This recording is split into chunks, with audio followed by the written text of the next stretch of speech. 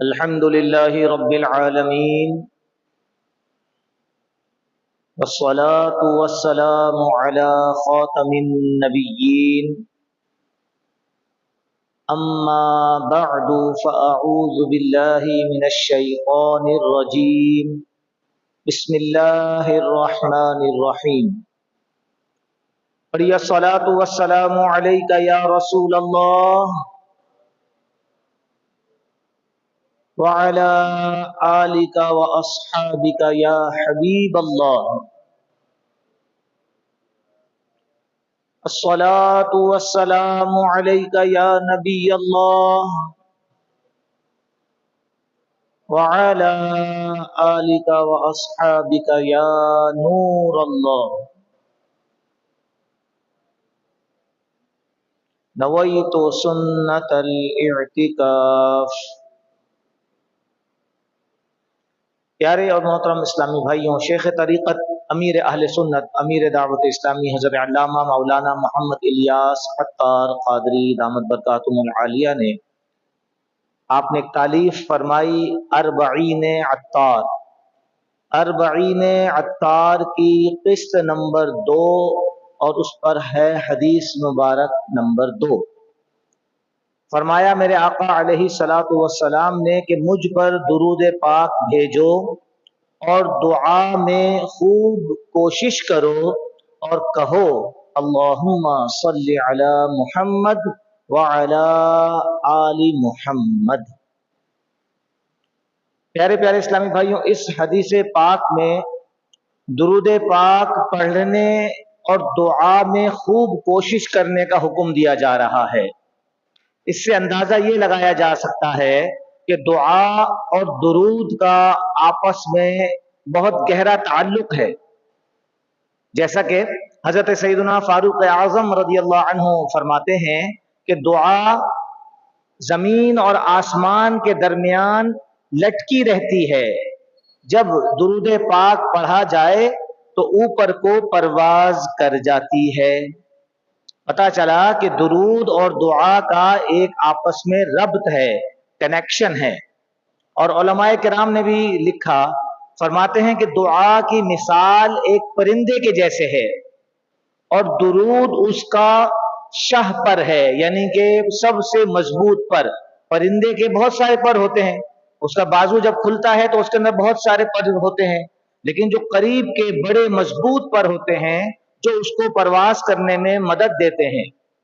فرماتے ہیں علماء کہ دعا کی مثال ایک پرندے کے جیسی ہے اور درود اس کا شاہ پر ہے، یعنی سب سے مضبوط پر ہے.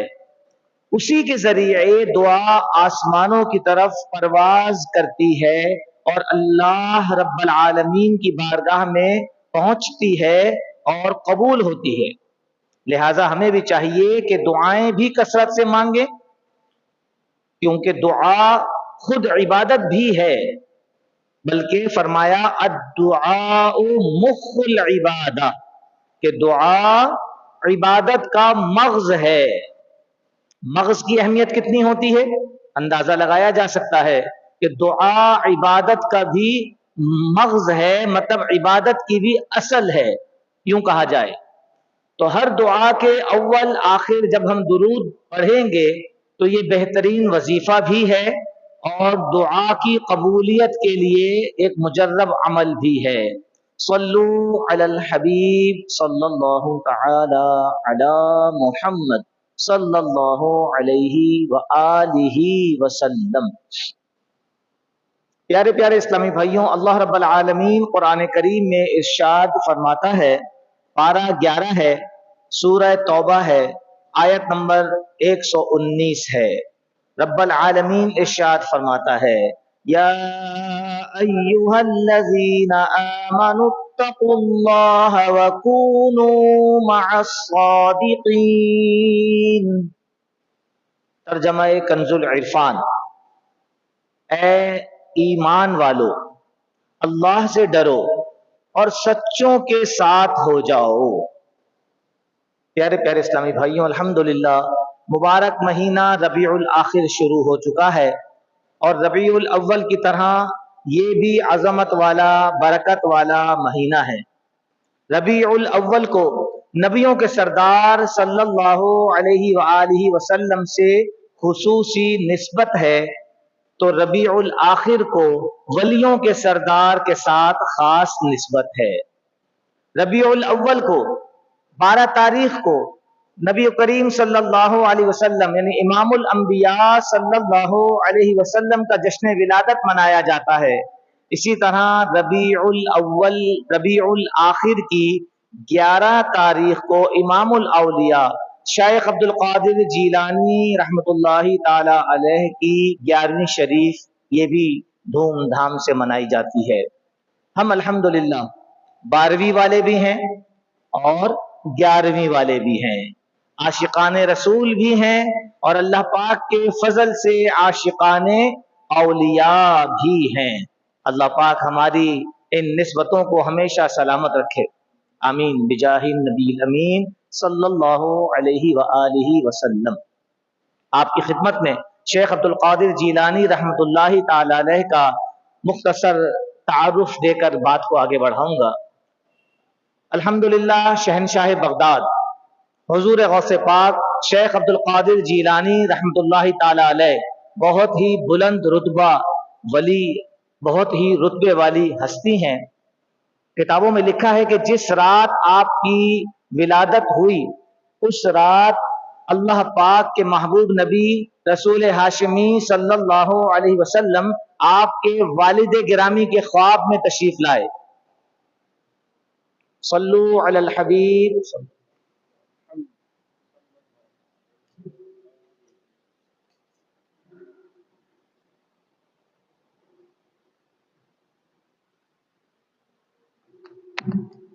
जिस रात सरकार गौसे पाक शेख अब्दुल कादिर जीलानी रहमतुल्लाहि ताला अलैह की विलादत हुई, उस रात मेरे आका अलैहि सलातो वस्सलाम आपके वालिद गिरामी के ख्वाब में तशरीफ लाए और फरमाया, ए अबू सालेह, अल्लाह पाक ने आपको जो बेटा अता फरमाया है वो मेरा दोस्त भी है और मेरा भी महबूब है और अल्लाह का भी महबूब है। ए अबू सालेह सुनो, तुम्हारे इस शहजादे की शान वलियों में ऐसी ही होगी जैसे मेरी शान नबियों और रसूलों में है। गौसे आजम दरमियाने औलिया चू मोहम्मद दरमियाने अंबिया, यानी औलिया के दरमियान गौसे आजम का रुतबा ऐसे ही है जैसे कि मोहम्मद सल्लल्लाहु अलैहि वसल्लम का रुतबा नबियों में है।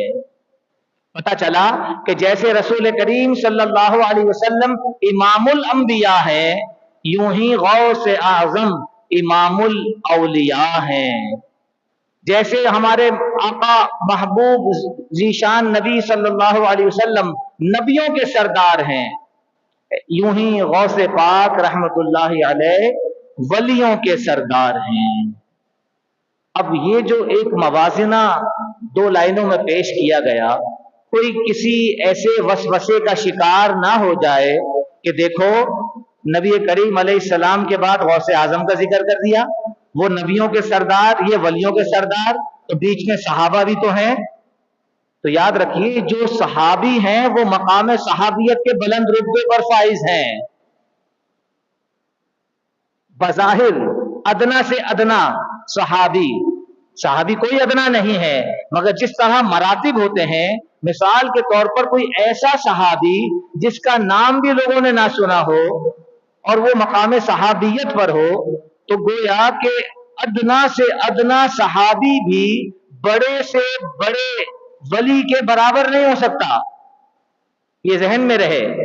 اب اگر شیخ عبد القادر جیلانی رحمۃ اللہ تعالی علیہ کے فضائل اور کمالات اور آپ کی کرامات کا ذکر ہو رہا ہے، آپ کی شان بیان کی جا رہی ہے، تو ایسا نہیں ہے کہ نعوذ باللہ صحابہ کرام کو سائڈ پہ کر دیا، چھوڑ دیا، نہیں، وہ مقام صحابیت پر ہیں، اس کا تو مقام ولایت سے کوئی مطلب موازنہ ہی نہیں ہے۔ ہر صحابی مقام ولایت پر ہے اپنے اعتبار سے، لیکن ہر ولی مقام صحابیت پر تو ہے ہی نہیں۔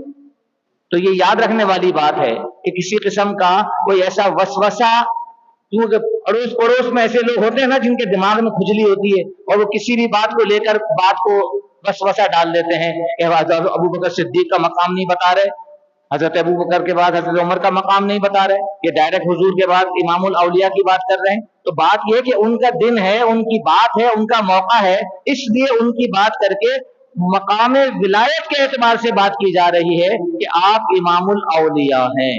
اچھا، امام الاولیاء بھی اس طرح کہ جو حضرت امام مہدی آئیں گے نا، امام مہدی کے آنے تک جتنے اولیاء ہیں ان کے سردار ہیں ہمارے غوث اعظم۔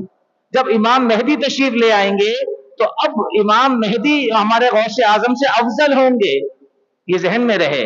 ہمارے امام مہدی کے آنے تک سرکار غوث پاک آنے جتنے ان کے دور میں تھے، جتنے قیامت تک آئیں گے، سب کے ولیوں کے سردار امام مہدی آئیں گے تو آپ امام مہدی سے نیچے۔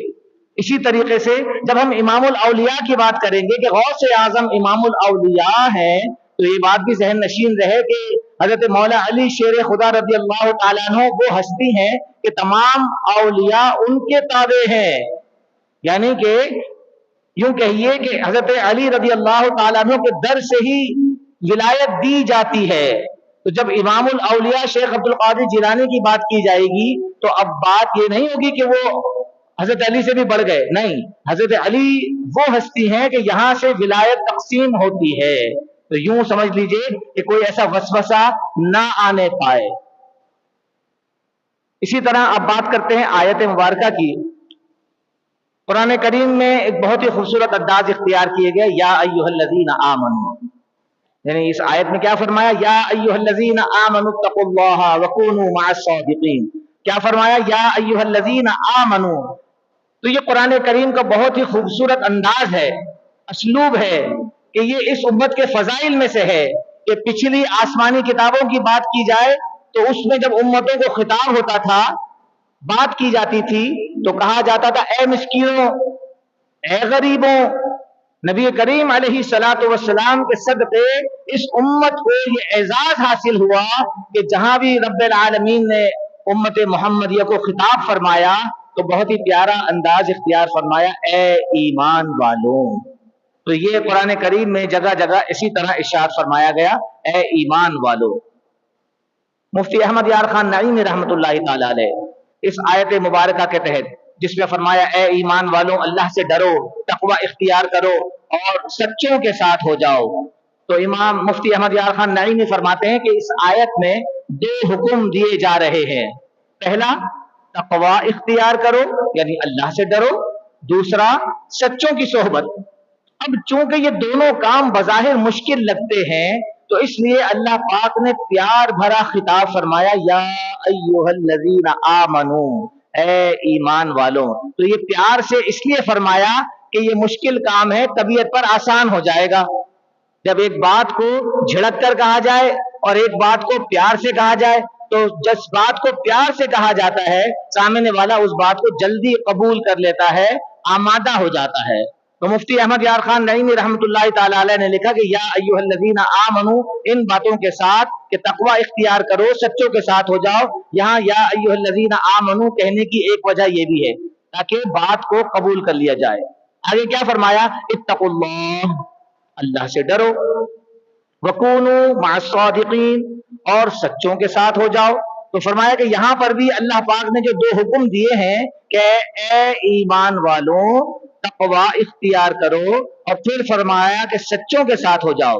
تو یہاں پر ایک سوال اگر ذہن میں ابھرتا ہو وہ یہ کہ بھئی جب ایمان حاصل ہو گیا، یا ایھا الذین آمنوا، اے ایمان والوں، جب ایمان حاصل ہو گیا پھر کہا تقوی اختیار کرو، اتقوا اللہ، تقوی اللہ سے ڈرو، تقوی اختیار کرو، یہ بھی حاصل ہو گیا، ईमान भी हासिल हो गया, अल्लाह से डर भी हासिल हो गया। अब फरमाया जा रहा है वकूनू मअस-सादिकीन, और सच्चों के साथ हो जाओ। तो अब सवाल ये कायम होता है जहन में कि जब ईमान भी आ गया, अल्लाह का डर भी आ गया, तो सच्चों के साथ होने का हुक्म क्यों दिया जा रहा है? इसकी क्या लॉजिक है, क्या हिकमत है? बंदा ईमान वाला भी है, नेक और परहेजगार भी है, तकवा वाला भी है, अब भी सच्चों के साथ रहने की जरूरत क्यों पेश आ रही है? तो हकीमुल उम्मत मुफ्ती अहमद यार खान नईमी रहमतुल्लाहि ताला अलैह फरमाते हैं बड़े खूबसूरत अंदाज में, आम जहन को समझते हुए आम अंदाज में समझाने की कोशिश कर रहे हैं कि सच्चों का साथ क्यों जरूरी है। फरमाते हैं कि जैसे कि मिसाल के तौर पर हमारे यहाँ आम तौर पर ऐसा होता है, अब ये मुफ्ती साहब अपने जमाने की बात कर रहे हैं, अपने गांव या अपने इलाके की बात कर रहे हैं, मगर समझ हम भी सकते हैं इस बात को। फरमाते हैं कि मिसाल के तौर पर एक मोटरसाइकिल वाला हो, रात का वक्त हो, सुनसान सड़क हो, कहीं से गुजरते हुए डर लगता हो, खौफ आता हो कि कहीं कोई रास्ते में लूट ना ले, कोई डाकू ना आ जाए। ऐसी हालत में हमारे यहाँ मुफ्ती साहब फरमाए कि ऐसी हालत में हमारे यहाँ क्या होता है कि जो मोटरसाइकिल सवार होते हैं ना, वो रुक जाते हैं थोड़ी देर के लिए, रोड पर आने से एक जगह पर रुक जाते हैं, और जब कोई बड़ी गाड़ी, ट्रक, ट्राला कोई जाता है तो उसके साथ साथ हो लेते हैं। इससे क्या होता है कि एक खौफ की कैफियत कम हो जाती है, लूट का अंदेशा कम हो जाता है, और बड़ी गाड़ी के सहारे, बड़ी गाड़ी के साथ साथ छोटी गाड़ियां आगे बढ़ जाती हैं। तो मुफ्ती साहब फरमाते हैं कुछ ऐसा ही मामला है, ईमान भी कबूल कर लिया, नेक आमाल भी कर लिए, नमाज भी पढ़ते हैं, रोजे भी रखते हैं, ज़कात भी देते हैं, हज भी करते हैं, तिलावत भी करते हैं, और भी नेक आमाल करते हैं, मगर याद रखने वाली बात यह है कि रास्ता बड़ा खतरनाक है। यहां रोड वाला रास्ता नहीं बताया जा रहा, वो सफर आखिरत की सड़क जहां जाना है, गुजर रहे हैं जिस पर हम, फरमाते हैं रास्ता बड़ा खतरनाक है, इस रास्ते में शैतान भी मौजूद है, जिसका दावा है कि मैं आगे से आऊंगा, पीछे से आऊंगा, दाएं से आऊंगा, बाएं से आऊंगा, ईमान भी छीनूंगा, अमाल भी बर्बाद कर दूंगा। और इस रास्ते में नफ्स अम्मारा भी है जिसका खतरा बाकी है, और भी बहुत सारे खतरात हैं। इसलिए अल्लाह पाक ने फरमाया वकूनू मअस-सादिकीन, और सच्चों के साथ हो जाओ, यानी ए मेरे महबूब के गुलामों, सच्चों के साथ हो जाओ, तुम्हारा ईमान, तुम्हारे अमाल बखैरियत ठिकाने पहुंच जाएंगे। ये एक मिसाल के जरिए समझाकर मुफ्ती साहब फरमा रहे हैं। इसको एक और अंदाज से समझ लीजिए। एक बुजुर्ग गुजरे, शेख ताहिर बंदगी लाहौरी रहमतुल्लाह अलैह, हजरत मुजद्दिद अल-फैसानी रहमतुल्लाह ताला अलैह के दौरे मुबारक के हैं। हजरत मुजद्दिद अल-फैसानी रहमतुल्लाह ताला अलैह के दो शहजादे बच्चे इनके पास पढ़ने जाते थे, इस जमाने के उनके उस्ताद। एक वक्त ऐसा आया, हजरत मुजद्दिद अल-फैसानी रहमतुल्लाह ताला अलैह आलम कश्फ में थे, आपने लौह महफूज पर नजर डाली, शेख ताहिर बंदगी रहमतुल्लाह ताला अलैह जो इनके बच्चों के उस्ताद थे, उनको शकी लिखा हुआ पाया, यानी उनका खातिमा अच्छा नहीं। तकलीफ भी हुई। जब बच्चे घर आए तो बच्चों से कहा कि ऐसा ऐसा देखा, बच्चे भी रंजीदा हुए अपने उस्ताद के बारे में। जब बच्चे मकतब पहुंचे, बच्चों के उतरे हुए लटके हुए चेहरे देखे, उस्ताद साहब ने पूछा क्या बात है, परेशानी के आसार हैं? कहा कि इस तरह हमारे बाबा जान ने आलम कश्फ में आपका जो देखा वो मकाम वो अच्छा नहीं है, यानी हालत सईद में नहीं है, हालत शकी में है, ईमान या यूं कहिए खात्मा खतरनाक है। अब ये जो शेख ताहिर बंदगी रहमतुल्लाह ताला अलैह थे, ये कोई ऐसे नहीं थे जैसे कि घमंडी होते हैं, लड़ाकू झगड़ालू होते हैं, बल्कि चूंकि आशिकान औलिया थे, आपने जब ये सुना तो तशवीश में आ गए, परेशान भी हुए, बजाय इसके कि कोई जैसे तबीयत होती है ऑल फोल देने की, नहीं, बल्कि इंतहाई आजिजी और इनकिसारी से उन शहजादों को कहा कि बाबा जान से, इन हजरत मुजद्दिद अल-फैसानी रहमतुल्लाह ताला अलैह से आप ही ये इल्तिजा कीजिए कि जिस परवरदिगार ने उनको हालत कश्फ में मेरे खात्मे की खबर दी है, उन्हीं से इल्तिजा कीजिए कि मेरे खात्मे बिल खैर की दुआ कर दीजिए। यानी यहाँ आजिजी का कितना अजीम पहलू है। वरना आम मिजाज क्या होता है, चाहे वो कोई भी हो, धड़म धुड़म जो मर्जी मुंह में आता है बोल जाता है, لیکن عاشقان اولیاء جو ہوتے ہیں ان کی طبیعتیں کچھ اور ہوتی ہیں. فرمایا کہ دعا کی درخواست کیجئے. جس رب العالمین نے ان کو میرے خاتمے کا، میرے شقی ہونے کا پیغام دیا ہے، گویا کہ حالت کشف میں آپ نے ملاحظہ فرمایا ہے، انہی سے کہیے کہ اللہ رب العالمین کے حق میں میرے لیے دعا فرمائیے. بچوں نے آ کے گھر میں دعا کا کہا. حضرت مجدد الفسانی رحمت اللہ تعالی علیہ نے دل لگا کر دعا کی، مگر چونکہ تقدیر اٹل تھی وہ ویسا ہی لکھا رہا. حضرت مجدد الفسانی رحمت اللہ تعالی علیہ فرماتے ہیں مجھے اچانک خیال آیا کہ سرکار غوث پاک شیخ عبد القادر جیلانی کا فرمان ہے کہ میری دعا سے قضاء مبرم یعنی اٹل تقدیر بھی بدل جاتی ہے. تو فرماتے ہیں کہ میں نے اللہ رب العالمین کی خدمت میں سرکار غوث پاک رحمت اللہ تعالی علیہ کا واسطہ پیش کیا. رب العالمین کی جناب میں عرض کیا کہ یا رب العالمین تیری بارگاہ میں شیخ عبد القادر جیلانی کا واسطہ پیش کرتا ہوں، شیخ طاہر لاہوری کی بدبختی کو سعادت میں بدل دے. فرماتے ہیں اس وسیلے کی برکت سے اللہ پاک نے میری دعا قبول کی اور شیخ طاہر بندگی لاہوری رحمت اللہ تعالی علیہ کو خوش بختوں میں لکھ دیا. پیارے پیارے اسلامی بھائیوں، یہ وہ بات وَكُونُوا مَعَ الصَّادِقِينَ کہ سچوں کے ساتھ ہو جاؤ. سچوں کے ساتھ ہونے کا یہ فائدہ ہے. ہم جتنے مرضی نیک اعمال کر لیں، ہو سکتا ہے ہمارا ایمان لٹ جائے. وہ شیخ مجدد الفسانی رحمت اللہ تعالی علیہ کے بچوں کے استاد ہیں، لیکن بظاہر نیک صورت نیک سیرت، مگر خاتمہ خطرناک لکھا ہوا تھا. علماء فرماتے ہیں کہ بظاہر ہم کتنے ہی نیک اعمال کر لیں، لیکن اگر ایمان مرتے وقت ایمان لٹ گیا تو کیا ہوگا. اس لیے فرمایا کہ سچوں کے ساتھ ہو جاؤ. اب سچوں کے ساتھ ہونے کی کیفیت کو سمجھنا ہے تو ایک حدیث پاک کو سمجھیے. حضرت برا بن عازب رضی اللہ عنہ صحابی رسول ہیں، فرماتے ہیں کہ ہم بارگاہ رسالت میں آپ صلی اللہ علیہ وسلم میں بیٹھے تھے کہ میرے آقا علیہ الصلوۃ والسلام نے پوچھا صحابہ سے کہ بتاؤ ایمان کی سب سے مضبوط رسی کون سی ہے. میرے آقا علیہ السلام کے ارشادات دیکھیے تو مثالوں کے ذریعے تاکہ انسانی عقل اس بات کو سمجھ لے. وہ رسی کو پکڑنے کا مطلب یہ ہوتا ہے محفوظ ہو جانا، محفوظ ہو جانا. تو میرے آقا علیہ السلام فرما رہے بتاؤ ایمان کی سب سے مضبوط رسی کون سی ہے. تو عرض کرتے ہیں کہ حضور نماز.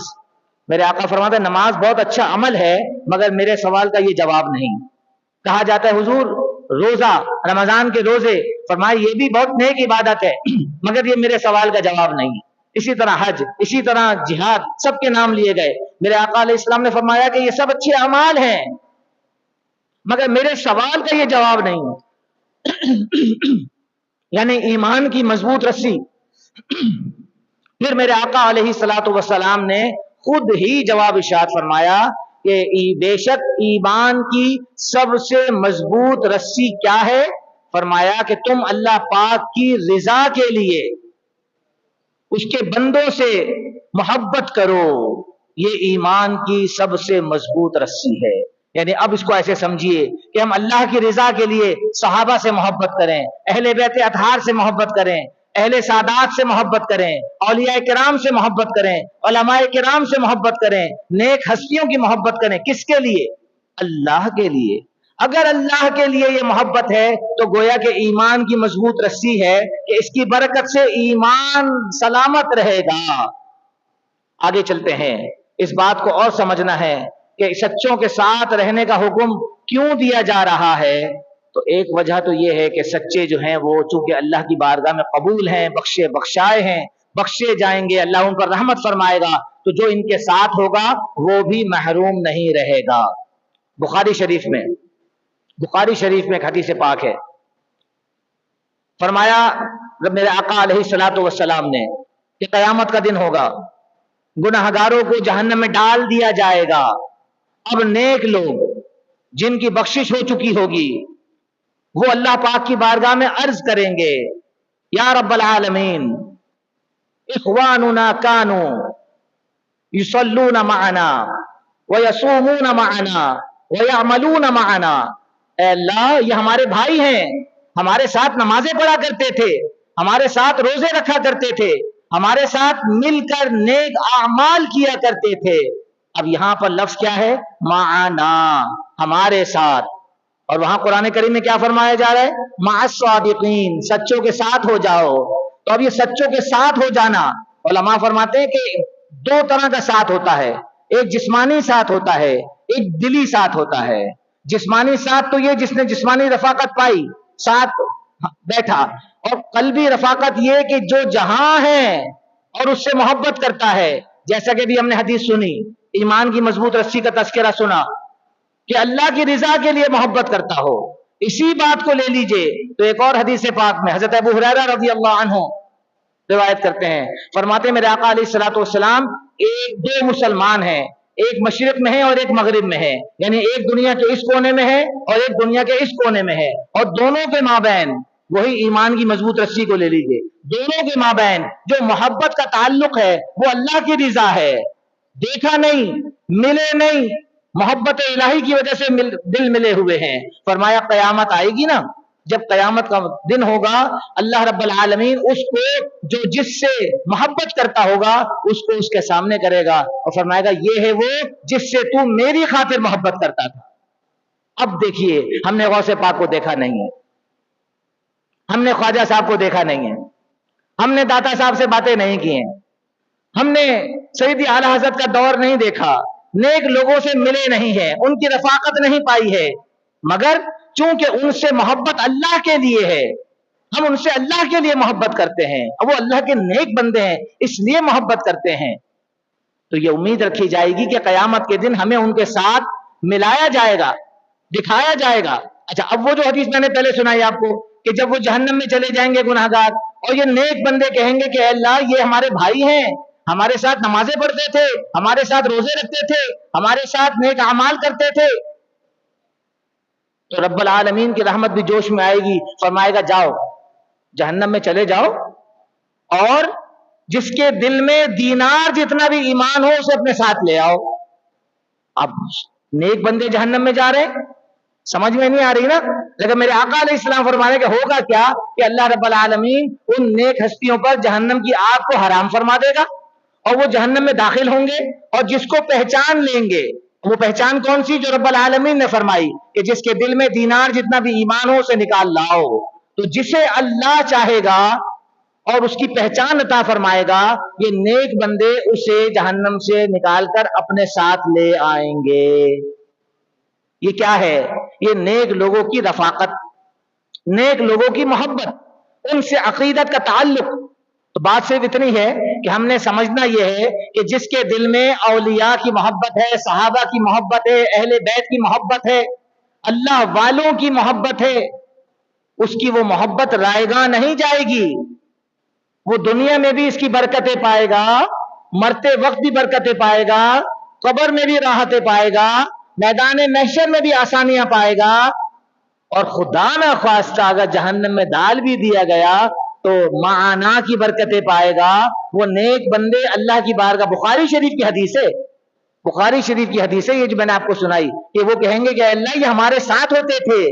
اور حدیث میں ہم نے سن لیا کہ ساتھ سے مراد جسمانی ساتھ ہی نہیں ہے، ساتھ سے مراد فرمایا ایک مشرق میں اور ایک مغرب میں، ایک دنیا کے اس کونے میں ایک دنیا کے اس کونے میں، لیکن محبت کا تعلق اللہ کی رضا، تو برکتیں ملیں گی.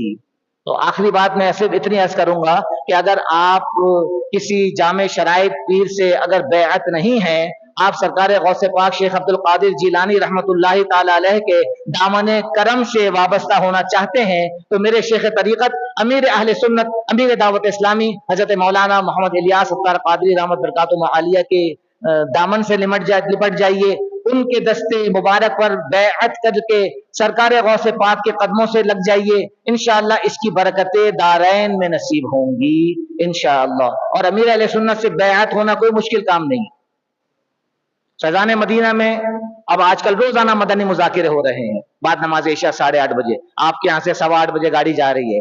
آپ روزانہ مدنی مذاکروں میں آپ کو امیر اہل سنت جو ہے وہ وقت مناسب پہ بیعت کا سلسلہ بھی کر لیتے ہیں. آپ فیضان مدینہ نہیں جا سکتے، گھر پہ مدنی چینل پہ وہ مدنی مذاکرہ دیکھ لیجئے، اور جب اس میں بیعت کا سلسلہ آتا ہے تو آپ جیسا وہاں کہا جائے ویسے ہو جائیے. آپ امیر اہل سنت کے ذریعے سرکار غوث پاک شیخ عبد القادر جیلانی کے مریدوں میں شامل ہو جائیں گے، اور پھر یہ ایک الگ موضوع اور ایک الگ چیپٹر ہے کہ سرکار غوث پاک رضی اللہ تعالیٰ عنہ کی جو مریدین ہیں ان پر کتنا خاص الخاص کرم ہے۔ اللہ رب العالمین ہماری نسبتوں کو سلامت رکھے، آمین یا رب العالمین، بجاہ النبی الامین۔